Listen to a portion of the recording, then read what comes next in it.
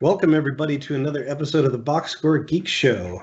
Today we have a really special show for you guys. We're looking forward to it, and we're going to talk about some different things. The NBA is probably going to take a backseat today, and we're going to talk about some other issues. I'd like to welcome, first of all, before I introduce our special guest, I'd like to welcome my co-host, Dre Alvarez. How are you doing, Dre? I missed out on a Mewtwo this week. For people that have been listening to the saga of Pokemon Go the last 3 shows, had to at least cap that. So my day's gone better, but it's doing well now that Jessica's here. Did I break a streak or something with that intro? Sorry. Saga, listen to the last 3 shows, but I'll let you get on with the show. Also, I'd like to introduce our voice of God, our producer, Brian Foster. Brian, say hello. Oh, what's going on, guys? And yeah, got a lot of good stuff to talk about today. It's great to have Jessica back. We were just talking about it, actually. It's been a little more than a year, so it's great to have her back on. Well, and he spoiled it for me. Our special guest today is Jessica Luther, who has been with us once before, about a year ago. That time right before she wrote her book, Unsportsmanlike Conduct, College Football and the Politics of Rape. Now the book's been out for a year, and she's finally found time in her busy schedule to come back as a guest. I know we've been working hard to get you on. It's great to have you. Yeah, thanks for having me back. Always a pleasure. It was a bit of a schedule Tetris to get you on, and I'm glad we finally made time for it. Me too. I think we were talking about this in the pre-show, but there's no script for this show because we like to sort of have these conversations evolve organically when we have guests on the show. I like to have it a feel of conversation and not of, okay, here's point 1, here's point 2. So just my first simple question, how's that book doing? It's been out for a year now. What's the reception like? How has it changed your life that you're now, dare I call you a best-selling author? Would that be close to accurate? There's got to be a list somewhere where you're in the top 10. Probably somewhere on Amazon. You can find the right tiny subgenre. But it's been good. I think overall the reception was really positive. I think it's much harder to respond to a book than it is an article. So for the trolls out there, it's much more difficult to troll a book than it is something much shorter. I remember at some point in September of last year, after the book came out, there was a 1-star review on Amazon, and I read it, and the guy had read the book. Like, he didn't like it, but he had clearly read it and was engaging with the text. So, more power to that guy. So, but overall, it's been really good, and I went around and did lots of talks in the wake of the book coming out, and a couple this last fall, and I'm going to Penn State next month, and so the conversation is continuing. Professors use it in their class. So I end up Skyping in actually to different classes around the country that are talking about the books. And that's been really lovely. I really like the classroom settings, especially talking to students about it. So has it affected your work in sports reporting at all? Like, have you noticed maybe, I don't know, getting a cold shoulder from some programs or in terms of access or something like that? Or no, I don't know if I ever really had a warm shoulder when it came to access. It's not something that I ever really think about. And I haven't done over the last year or so, I haven't done a ton of reporting, like investigative reporting on that exact topic. So I haven't really come up against that. Dan and I have been working on a feature about Baylor for a long time now that hopefully will soon see the light of day. And that's an ongoing relationship with that university that started before the book came out. So I have yet to really experience that. It does feel, I will say, I was talking to the great Paul Levine from ESPN at some event that we were both at in the last year. And she was saying that one of the things that trolls like to say to her is that, like, she's doing this work to get attention so people know who she is and she can get her 15 minutes on the camera. And she's like, no, it'd be so much better if no one knew who I was. Like, that would make this job infinitely easier. And I feel that, like, I feel I'm very Google. I'm not going to be able to say it. You can Google me easily at this point and sort of figure out the kind of topics that I cover and how I cover them. And that feels like there's a little bit of the mask ripped off that makes it, I'm aware of that now when I'm contacting people for the work that I do. Yeah, I gotta say, in the sort of textbook of cliches that you're going to hear from people, the whole "they're just looking for attention" line has always, like, what kind of sane person would ever seek that kind of attention? No, it feels like an insane thing to do. Yeah, absolutely. And I think that probably comes from a male space where there's men who would love to get tons of attention because they've never had the experience of people yelling at them on the internet in any way, shape, or form, much less, calling them brutally horrible things or doxing their address or anything like that. Yeah. So I guess a little bit of a quasi segue into that. I would like to hear your thoughts on the Me Too movement and how it's so. One of the things we talk about sometimes, usually in the pre-show, because we don't like to, in an all-male show, dwell on it too much. But we talk about like how Me Too seems to be kind of this huge thing in Hollywood, to some extent politics, but so far it's kind of not really been in sports very much. So have you, other than obviously the Nassar story, which we're going to talk about in a second because of how it's not getting the attention we think it should, but what's been your experience with this? Do you feel like there is a reckoning around the corner in the sports world, or? I think there could be. I think there's a lot of people that feel that way. It's interesting. I think it was in the beginning of the summer of 2016. When did Jamie Horowitz get kicked out of Fox Sports? It was right after they went to video or whatever. And it was somewhere around there. And he specifically got kicked out for sexual harassment allegations. But, it's interesting to think back on the stuff that we knew before Me Too sort of kicked into high gear about 6 months ago. And of course, we did have the NFL Network stuff that is still outstanding at this point as far as like what's going to happen with that. And when that all broke around the NFL Network, a lot of people, a lot of women that I knew in sports media sort of felt like, okay, here we go. It's all going to start rolling downhill from here. And it didn't really, it kind of started and stopped there. It feels like so far. There was just the Sports Illustrated piece on the Panthers owner, Carolina Panthers owner, who almost immediately like gave up his team in the wake of that reporting. I don't know. I just feel like part of what's happened over the last 6 months with Me Too has been remarkable to watch. Like it's hard to even find the words for it. It's also been incredibly exhausting. And I would never, I think anytime someone is ready to disclose, especially publicly, and they want to come forward, they should absolutely do that. I think it's more the exhaustion is from the conversation around that disclosure. And it can be very difficult to listen to people try to work their stuff out around this. I feel like this could go on, and part of it is that the exhaustion is like, it feels like it could go on forever. It does feel like these kind of allegations can just keep coming. And so if there's more in the sports world and sports media in particular, I wouldn't be shocked at all to learn that. But, it's also, gosh, sports media is just such a male space. It's more so than any other media that exists, basically. And so much of it is predicated on really rigid ideas about masculinity that goes into, the sports themselves that these men are covering. So if it starts and stops with the NFL Network and maybe this one-off with the Carolina Panthers, that kind of thing, I wouldn't be surprised by that. But at this point, I just feel like I couldn't be surprised by anything around this.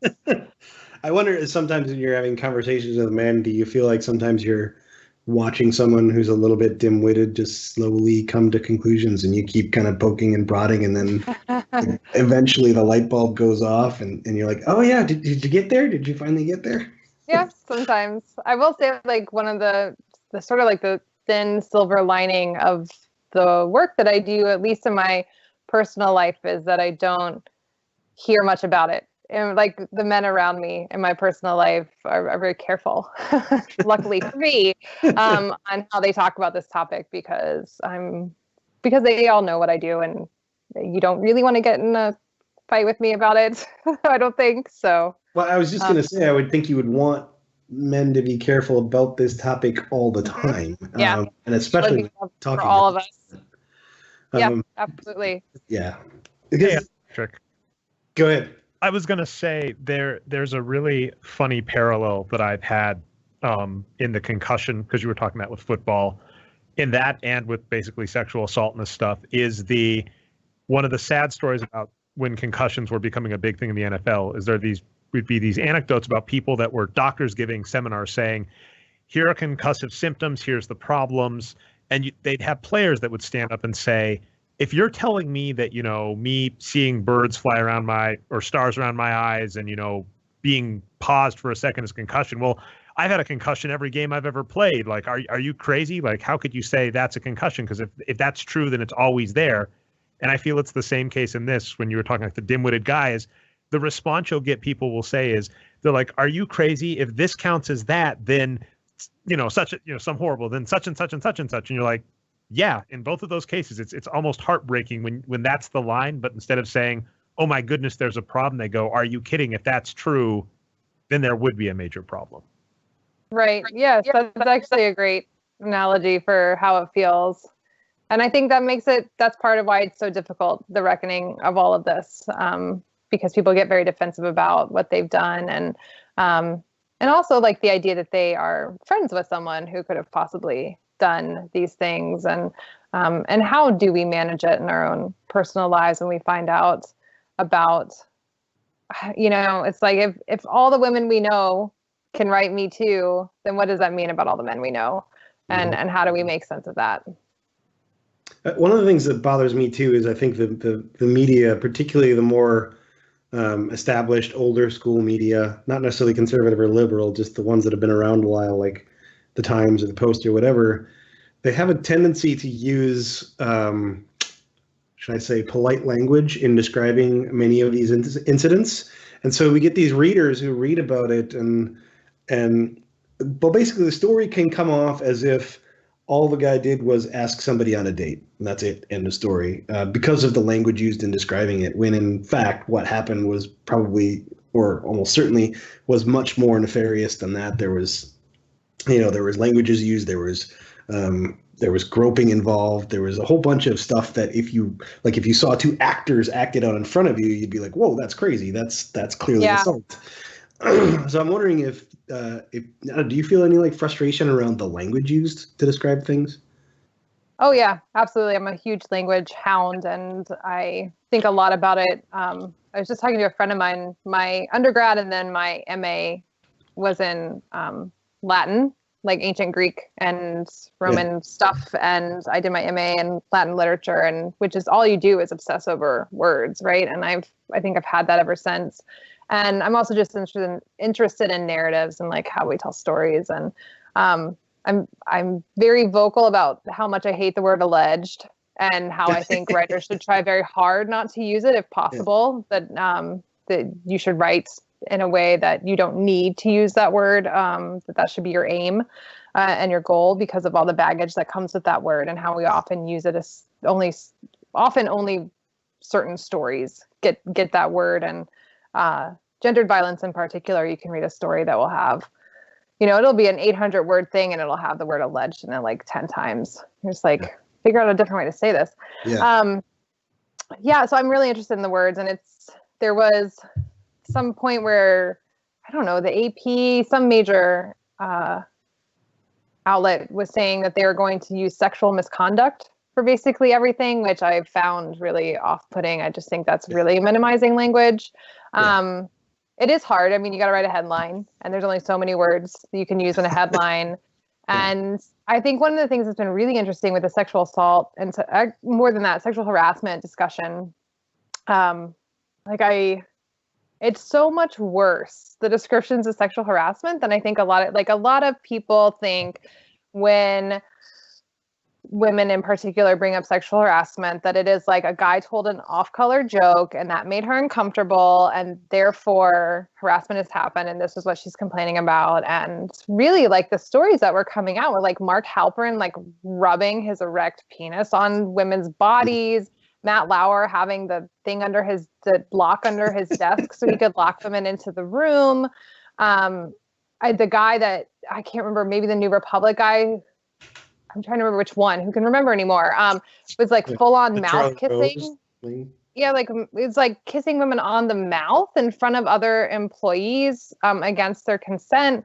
Yeah. Like, just really, and those are stories like, and so those were called harassment. And I would read some of them and I'm like, that sounds like assault. Like, you can't go around like rubbing your penis on people. Like, that's not, but yeah, it's just, so that's hard, right? So like, you're the headline writer and you've got to say something about what Mark Halperin did.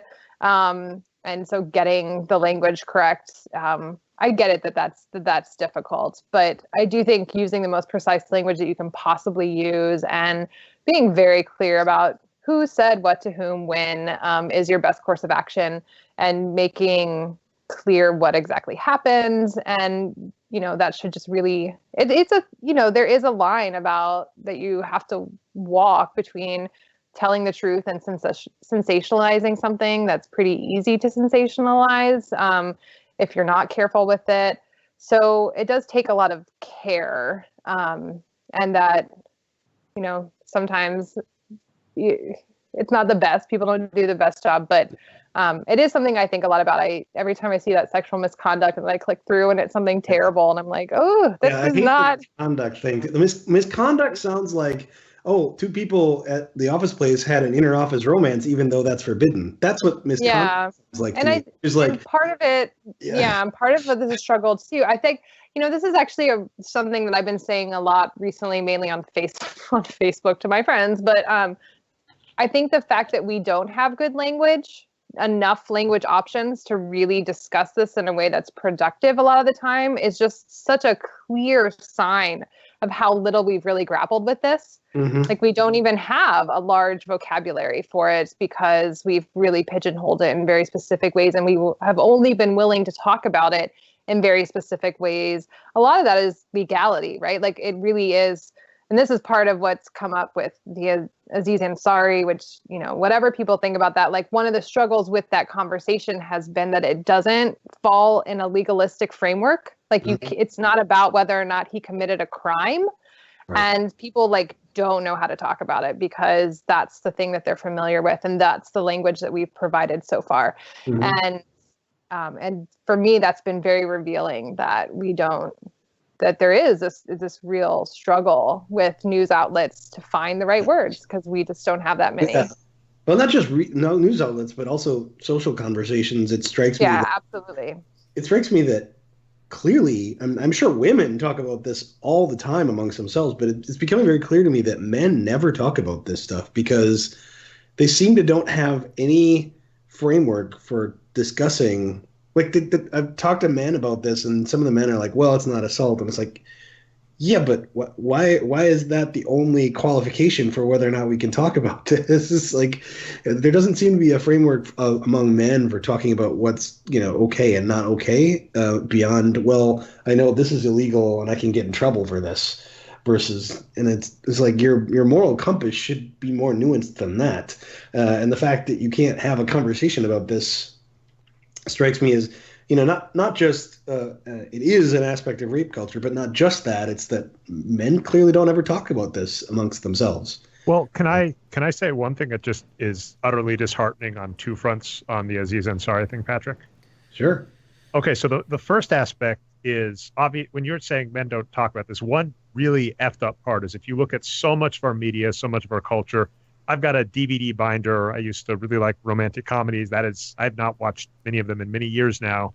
I've got a DVD binder full of them. So many of them have the message, keep trying, no doesn't mean no, etc. And it's Love Actually is just like, a checklist of how many ways you can ignore a woman saying, I'm not interested, including illegal ones, right? I think in that one there is a going through a line at an airport, like breaking through security, which would shut down an airport for everybody during Christmas. That kid is the worst. Nassar in season 1 of Master of None had several episodes tackling these subjects.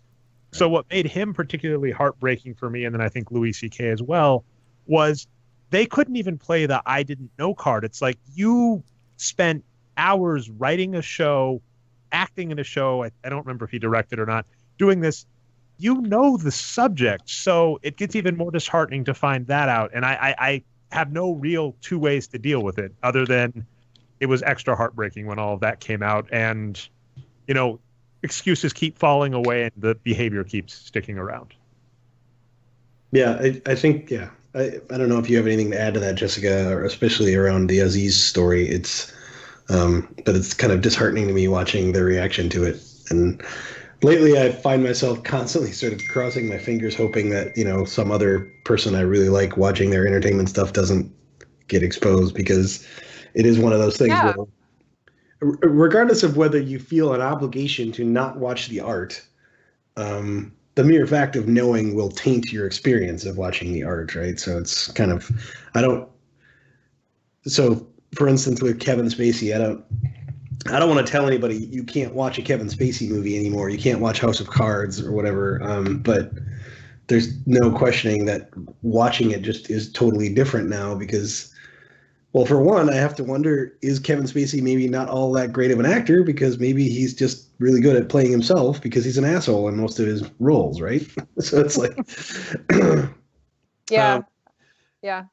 This is maybe not the best segue, but before the show, I was reading your Twitter account, and one of the things you've been passionate about talking about lately. I tweeted today. I haven't been tweeting very much, but I tweeted a lot today.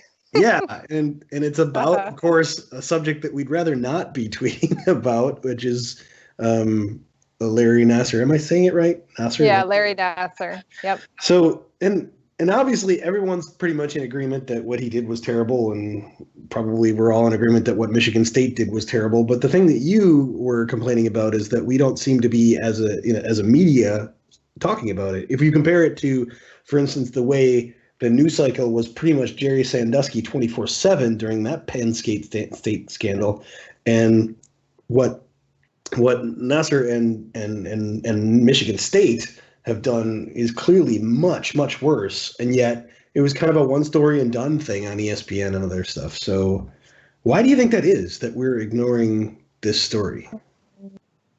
I think we all kind of know why. I mean, it matters that it's a lot of young girls and women that are the victims. That always matters. And of course, it's the sport. This is a sport that people care deeply about for 1 week every 4 years. And they really do care, though. Like, most people have a sense of who Simone Biles is. But even her, like, she disclosed yesterday for the first time publicly that she was also assaulted by Larry Nassar. And that was kind of a blip in the media landscape, even though she's such an amazing Olympian and we all love to share like her happy tweets about the things that she's doing. Yeah.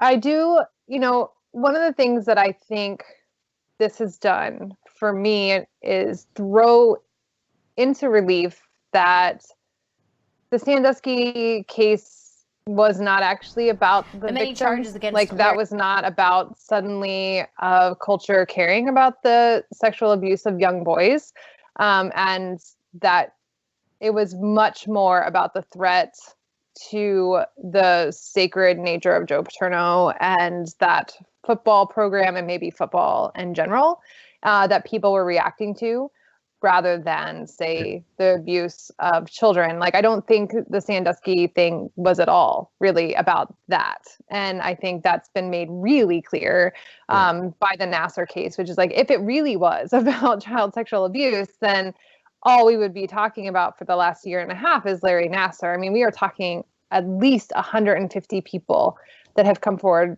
about one single man across decades of time. For years, he was doing this to multiple women and girls.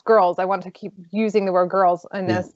And both USA Gymnastics knew, people at Michigan State knew, the amount of failure and the amount of harm done. I mean, those tweets that I wrote today came because I started reading the live tweeting. What's happening is that he pleaded guilty.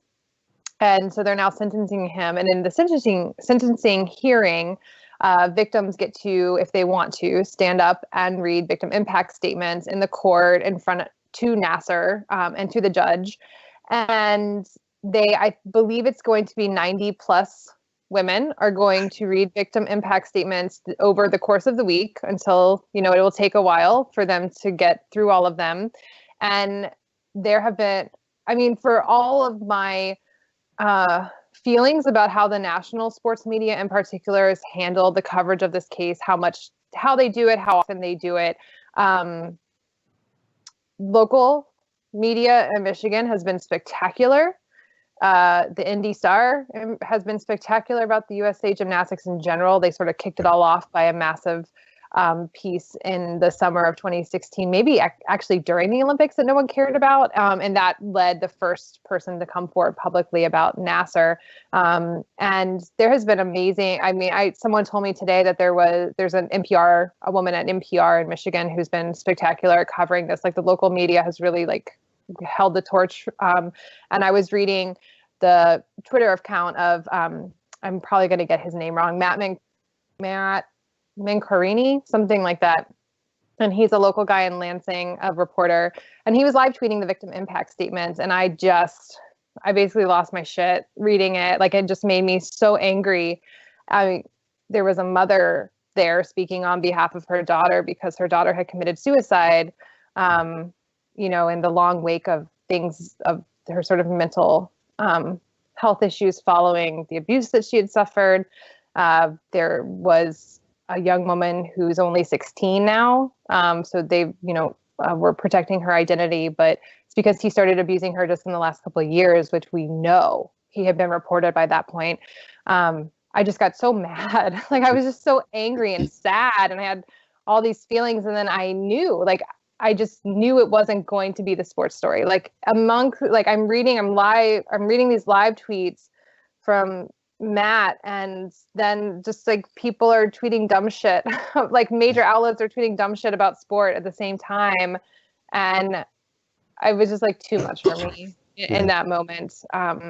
It's so horrible, and I just feel like Michigan State and USA Gymnastics are just not gonna get held accountable in the way that they need to be, and I want the media to play a bigger role in that accountability in this moment. Because I know that the media can do that, that they can actually affect that kind of change if they and you don't have to even editorialize this. If you literally just say loud enough, long enough, repeat it enough, what these two major organizations, USA Gymnastics and then the Athletic Department of Michigan State, what they failed to do. If you just say that, you don't have to editorialize it. Yeah. That would probably help. It amazes me make a real change. This needs to change. It amazes me that the typical sports fan wouldn't know a lot of these pretty salient details. They know that what Nassar did was terrible, and they know that he's guilty and all that stuff. But if you ask the typical sports fan, what did Michigan State know? Most people would have no idea. And all you have to do is report simple facts that there were 7 official complaints.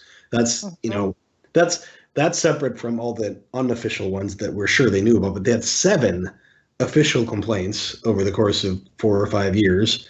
And then also I'm struck by the sort of the lack of detail around how, when people sort of imagine what happened, they're thinking that maybe, I don't know what people are thinking, but I'm struck by, I'm struck by the interview that you guys did on your show. I think it was episode 31. You had Lindsay Gibbs on there. She interviewed Rachel Delhollander. Yeah, sorry, I couldn't pronounce. She was the first woman. Yeah, she was the first one to come forward. And in that interview, it was extremely chilling to hear. And this is a trigger warning for those of you that care. There's some graphic descriptions in that episode, and I might bring some up now.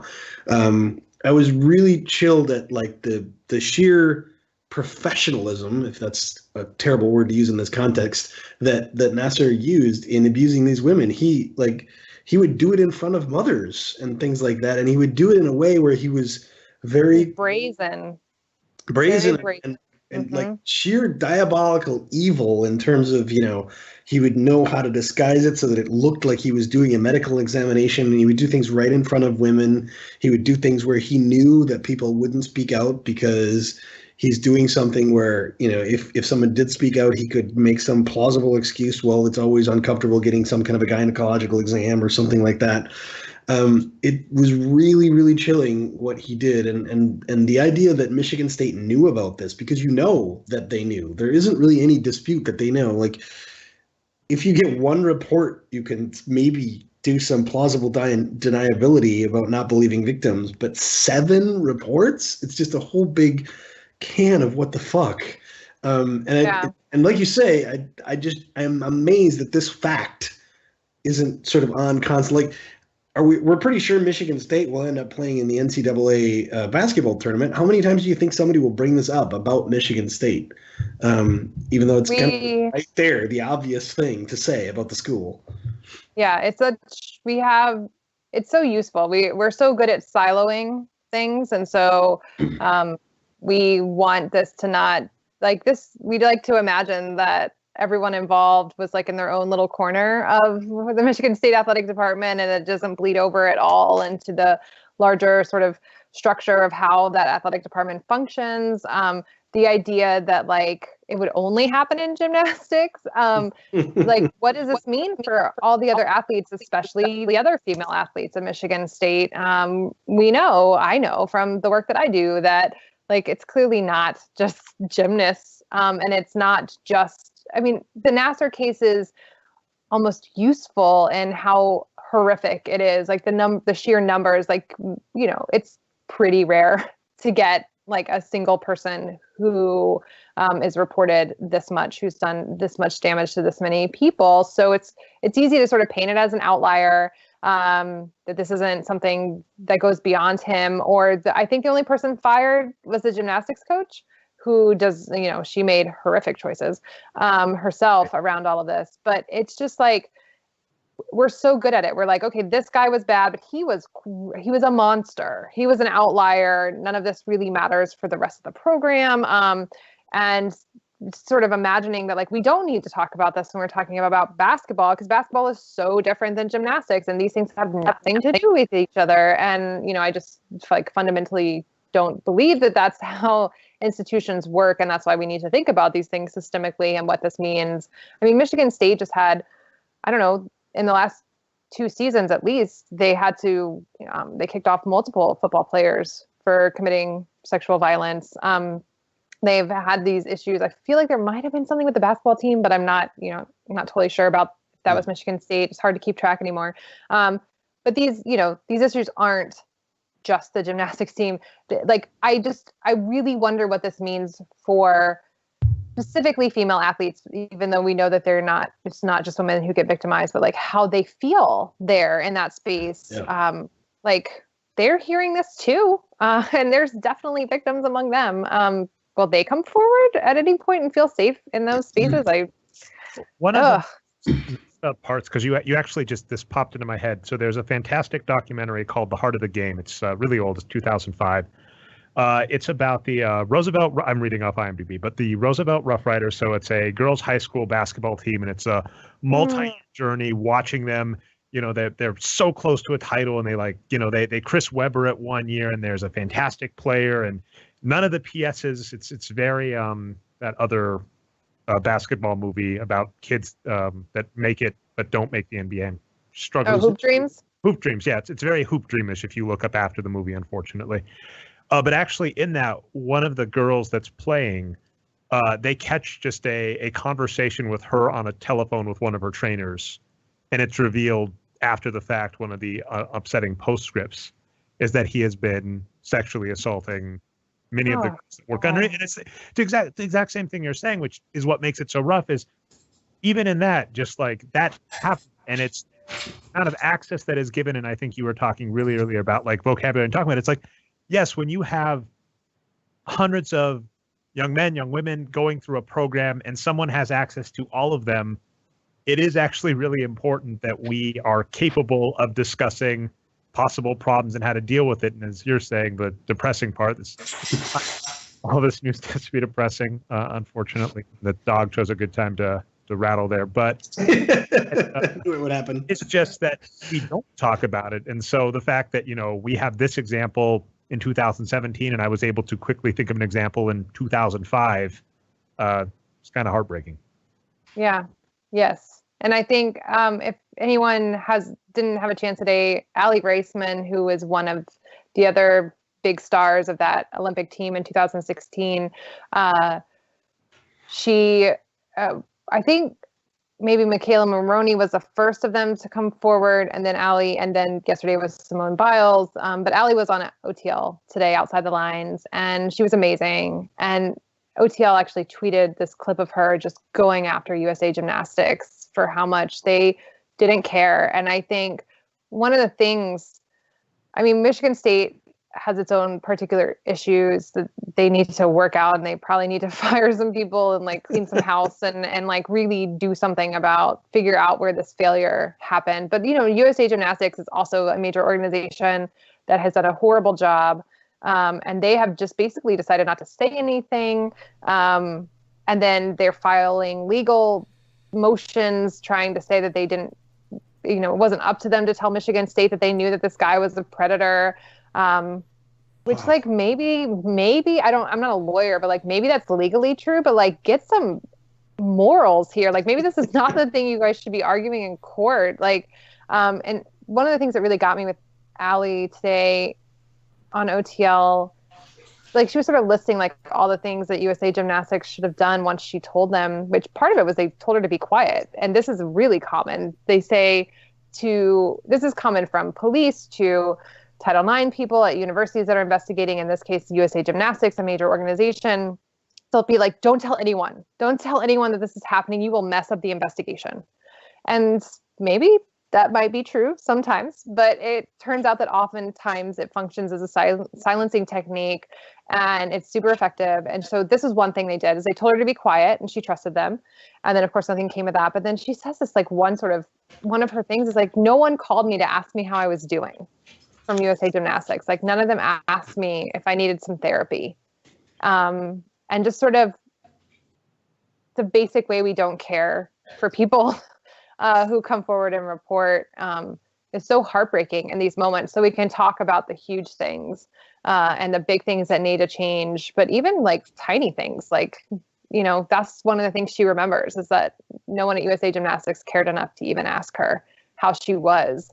And then at least three, we know of three now, of the five who were spectacular in 2016 were being abused by their doctor.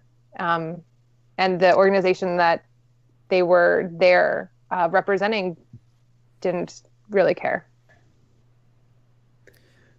Yeah, I don't really. What do you do with that? What do you do with that? Yeah. Patrick, I've got a add-on question to that one, actually. Which is that out of everyone that you just mentioned, Jessica, Simone Biles is still going to compete, and she's actually going to try to make the team in 2020. So if USA Gymnastics hasn't really said or done anything, what should she do, going forward? Is there any way for her to get through that, navigate that?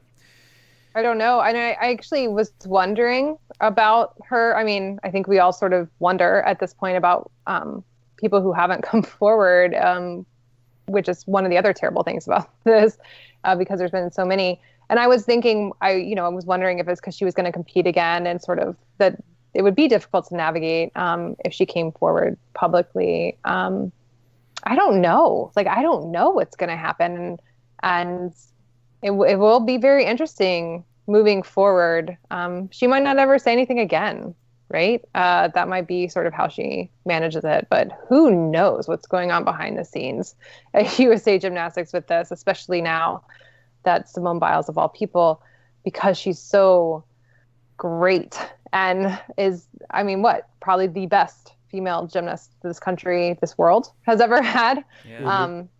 For her to be now on this list of survivors publicly. She's obviously already on it before, but now we all know. I don't know. I don't know what that will mean for 2020. And I hope that I'm just so in awe. I'm in awe of, all of these women who have come forward. But yeah, to think about her going back out there on such a public stage and performing again, I hope she does amazing. I hope we get to see her again. Yeah, and if we do, I wonder how much this story will come up. Yeah, maybe in those spaces, which then that kind of sucks for her, right? Then I want the story to be in the media more, but I also don't want to shove it in the face of the victim. Yeah, so we're only going to care about it for we only care about it 1 week every 4 years, and so now is that going to be that week of the one time when they really get the spotlight on their athleticism and how amazing they are as athletes? Now that's going to be co-opted because the sports media doesn't know how to manage talking about this in any way and in the off season for that sport. I don't know. It's so complicated. Do you think there's a path forward to alleviate this problem? I mean, the obvious thing is, okay, let's just hire more women into sports media. That one that would help.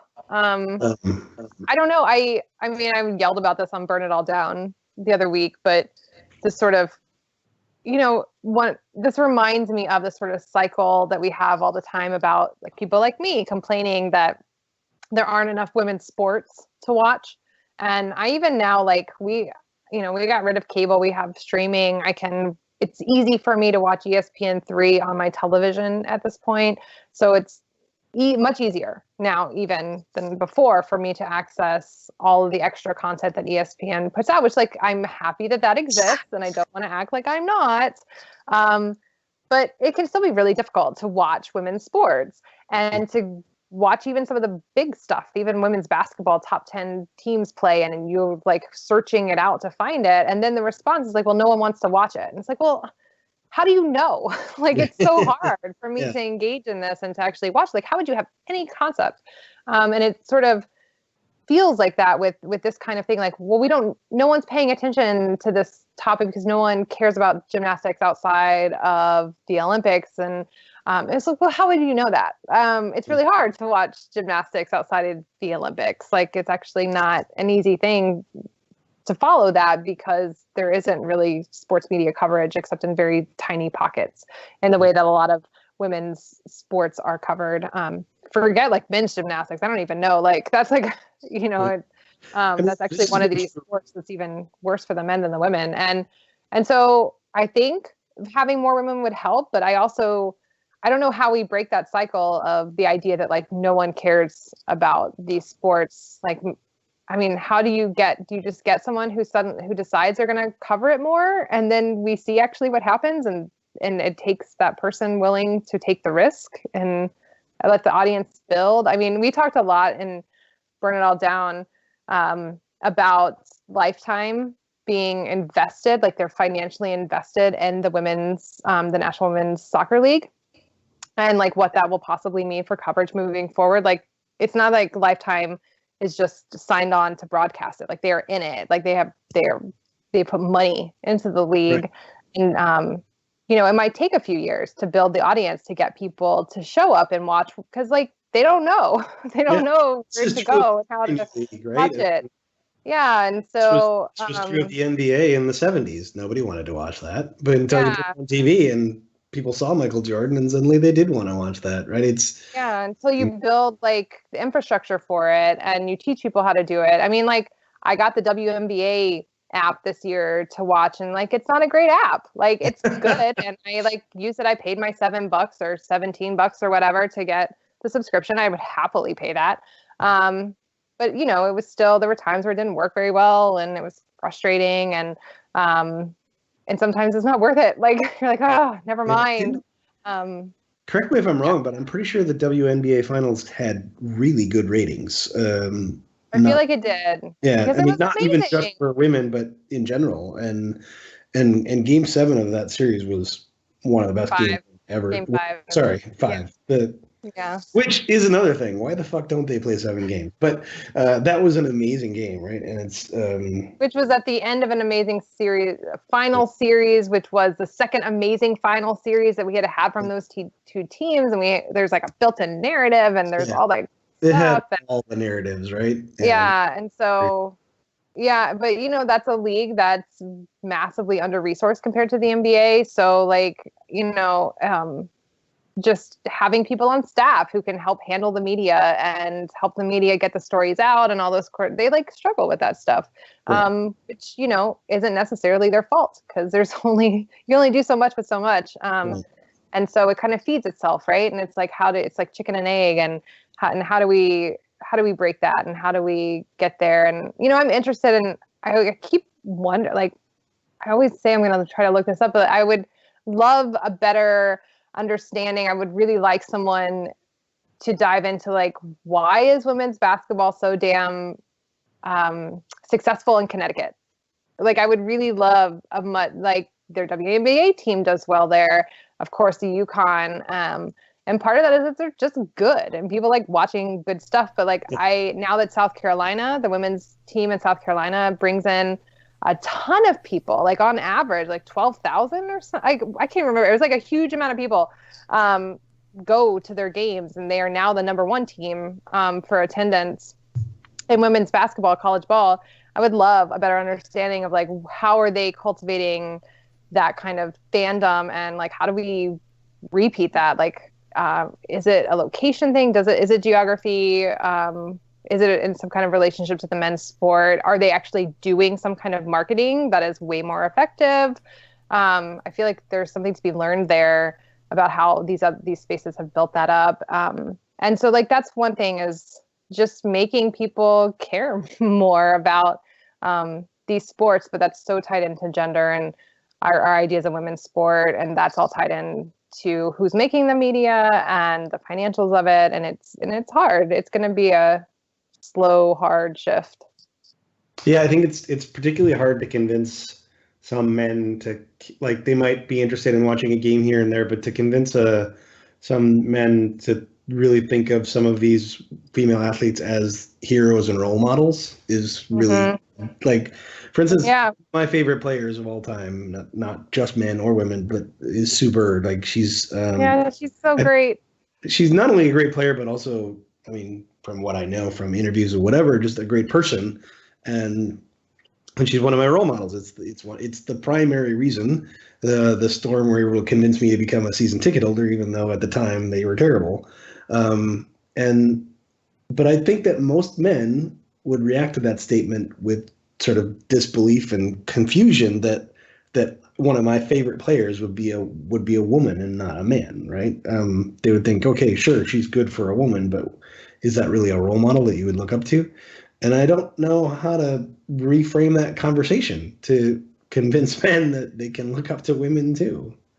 I'm not really sure. I don't really know either. But it is, part of it is just getting people to watch. Like, I do think there are a lot of people who just don't get it. Like, they really do think women's basketball is somehow boring, and which blows my mind. And like last night, UT, I live in Austin, Texas, and the University of Texas women hosted UConn, and we all went. They actually opened the upper deck in the arena, which is a big deal, that they had sold out so many tickets.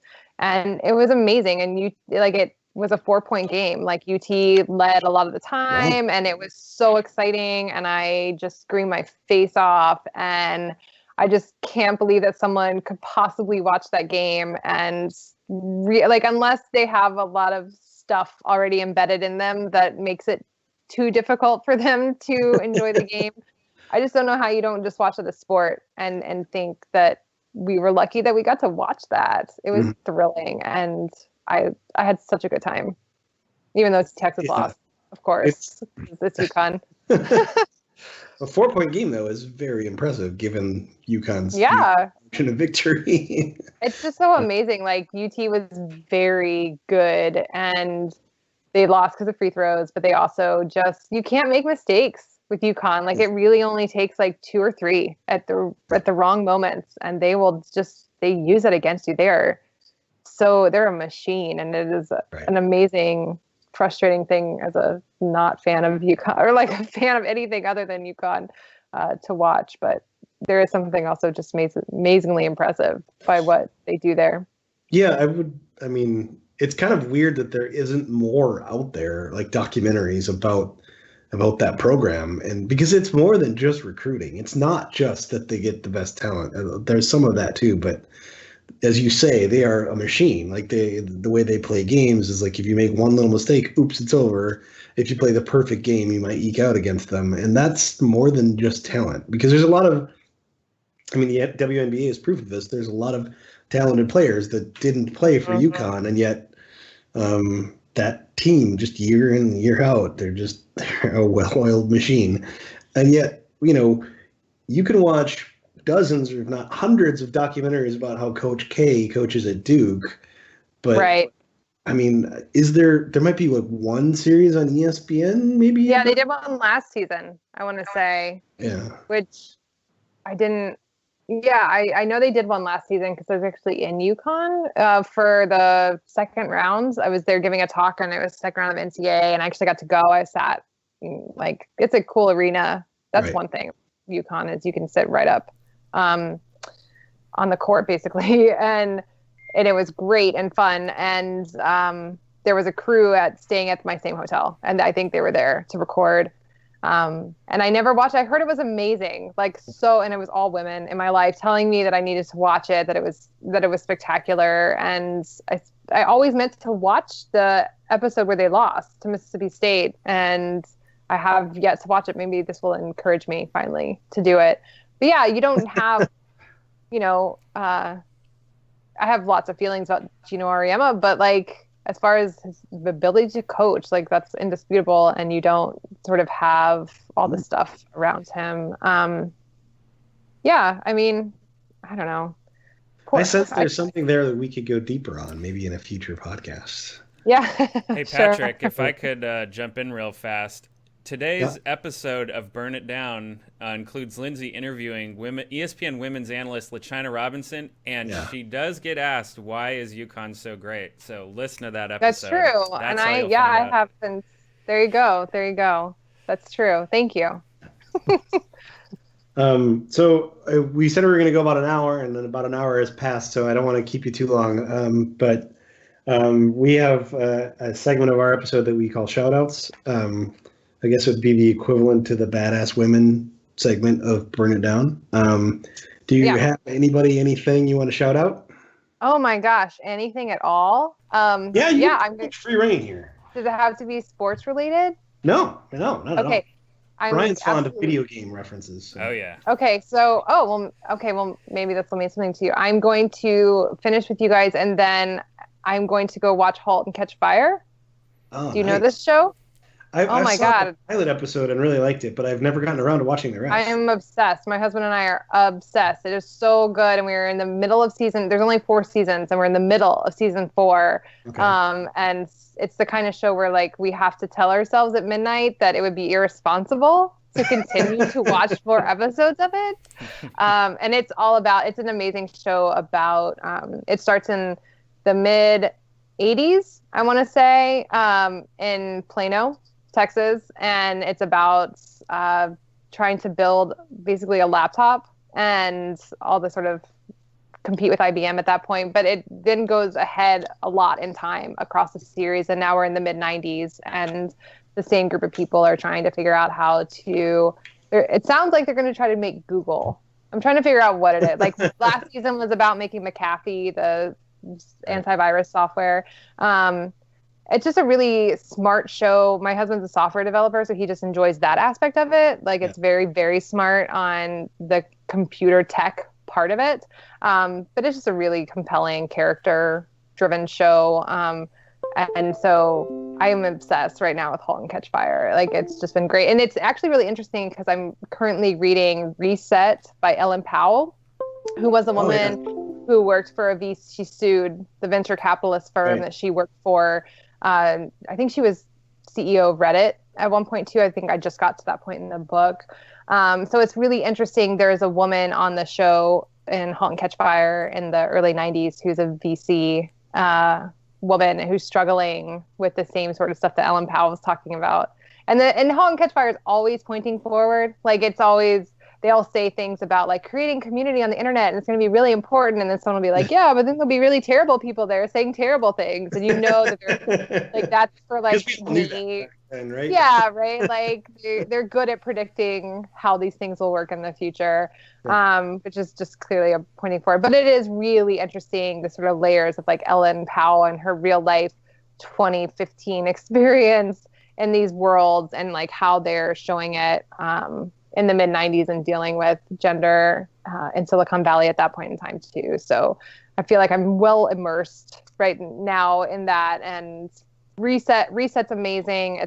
She's a very compelling writer, and the story itself is very, tragic, like sad in a lot of ways. Like there's straight up sexual harassment stories and the sort of Me Too thing that we've all been hearing a lot about.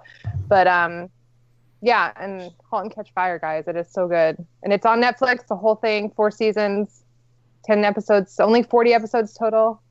So it's really great. Well, if you're going to go with the TV theme, then I'm going to stick with it. My shout out is going to be for Runaways, which is I've heard about this.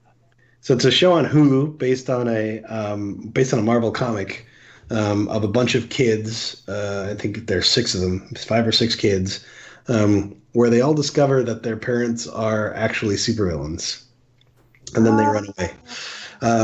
And it was written by the same guy who wrote. Well, actually, you may have not heard of Why the Last Man, which is a show about a comic about a disease that kills everyone except this one guy. So he's the proverbial last man on Earth. Okay. And it explores lots of things about how society would function without men. Would make interesting speculative fiction. But anyway, it's a really great show, and it just ended on Hulu. So now, or season 1 just ended on Hulu. So now you can actually binge it, because Hulu is one of those ones that has the annoying thing where they still do the episode of the week thing instead of releasing them all at once. So that's my shout out. It's a really good show. Dre, you got one? I was going to say, Jessica, you put this out on your Twitter feed, so I assume you like the show, but The Good Place is fantastic and is back. I love The Good Place so much. The best. And I'm great. I felt very actually, because I ran out of teams to root for in the playoffs for football, because I start Bortles. Exactly. We're all Blake Bortles fans now. Still Jaguars, Blake Bortles, all the way. That's who I'm rooting for now, because everybody else, the Broncos, the Packers. Come on, people! How can you not be rooting for the Vikings after that ridiculous game? I admit it. And by the way, Jessica's too, Patrick, on your Twitter feed, you have that amazing catch, Stephon. I'm a huge fan of it because my dog's name is actually Diggs. And it's funny. I can say this honestly. My other dog, Moby, could outcatch most people in the NBA and NFL. He's amazing. He's a healer. He's a herding dog. You throw a ball at him, he can catch it. He can jump. He's amazing. My dog, Diggs, the football player, could outrun and outcatch my other dog. It's hilarious. But I'm a huge fan. But yeah, I'm rooting for Jacksonville, and shout out to The Good Place. Great show. Yeah, Brian, there's that one camera shot of the Diggs catch, the sidelines guy.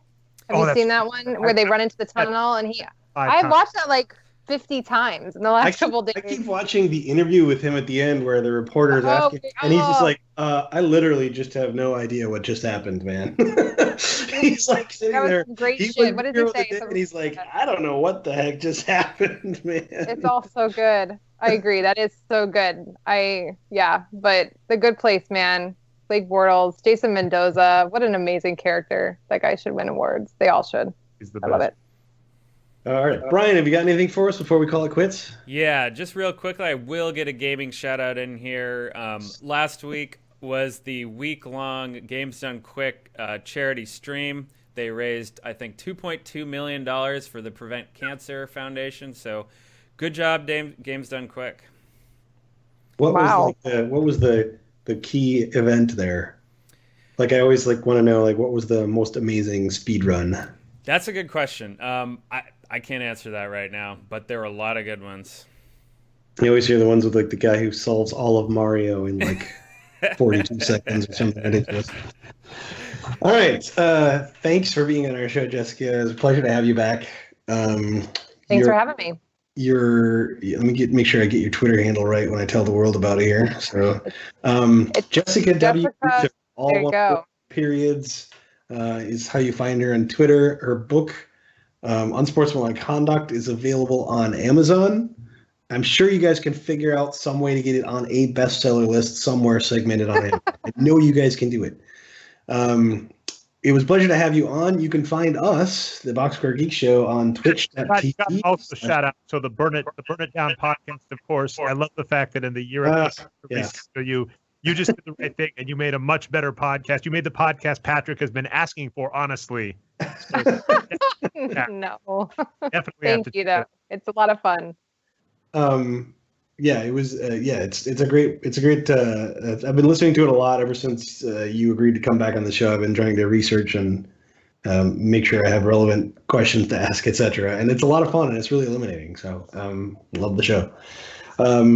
Anyway, that's our show for this week. I was going to do the rundown of where you can reach us, but I'm not going to bore our guest with all that. So thanks for coming on, and thank you all for listening or watching, and we'll see you again next week.